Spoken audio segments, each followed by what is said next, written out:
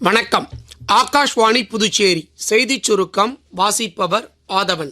பெண்களை மையமாக கொண்ட திரைப்படங்கள் தற்போது அதிகம் தயாரிக்கப்படுவதும் இத்தகைய திரைப்படங்கள் முக்கிய விருதுகளை வெல்வதும் மகிழ்ச்சிக்குரியது என்று புதுடெல்லியில் நேற்று நடைபெற்ற தேசிய திரைப்பட விருது வழங்கும் விழாவில் குடியரசுத் தலைவர் திருமதி திரௌபதி முர்மு தமது உரையில் பெருமிதத்துடன் கூறினார்.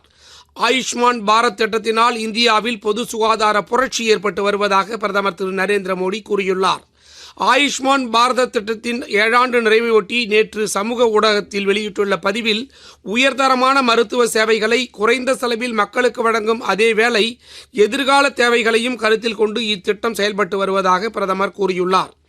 பாகூர் குருமாம்பேட் மின்பாதையில் பராமரிப்பு பணிகள் மேற்கொள்ள இருப்பதால் இன்று காலை 10 மணி முதல் மாலை 4 மணி வரை மேட்டுப்பாளையம் கனரக வாகன முனையம், பிரியதர்ஷினி நகர், ராஜ அண்ணாமலை நகர், ஆதிகேசவன் நகர், பல் மருத்துவக் கல்லூரி, லாஸ்பேட்டை நெருப்புக்குழி, நாவர்குளம், குறிஞ்சி நகர் விரிவாக்கம், லாஸ்பேட்டை அரசு ஊழியர் குடியிருப்பு, அசோக் நகர், அவை நகர், நெசவாளர் நகர், மேயர் நாராயணசாமி நகர், சப்தகிரி நகர், இடையஞ்சாவடி, லாஸ்பேட்டை கல்வி நிறுவனங்கள் ஆகிய பகுதிகளில் மின் தடை ஏற்படும் என மின்துறை அறிவித்துள்ளது.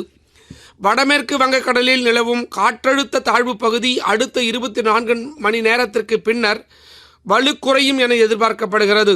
மத்திய கிழக்கு மற்றும் அதை ஒட்டிய வடக்கு வங்கக்கடல் பகுதிகளில் நாளை 25ஆம் தேதி வியாழக்கிழமை காற்றழுத்த தாழ்வு பகுதி உருவாகக்கூடும் என்றும் எதிர்பார்க்கப்படுகிறது.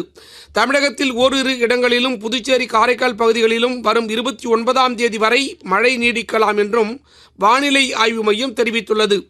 ஆசிய கோப்பை சூப்பர் 4 சுற்று கிரிக்கெட் போட்டியில் 20 ஓவர் தொடரில் இலங்கை, பாகிஸ்தான் அணிகளுக்கு இடையே நேற்று அபுதாபியில் நடைபெற்ற ஆட்டத்தில் 5 விக்கெட் இழப்பிற்கு 138 ரன் எடுத்து பாகிஸ்தான் வெற்றி பெற்றது. இத்துடன் இந்த செய்திச் சுருக்கம் நிறைவு பெறுகிறது.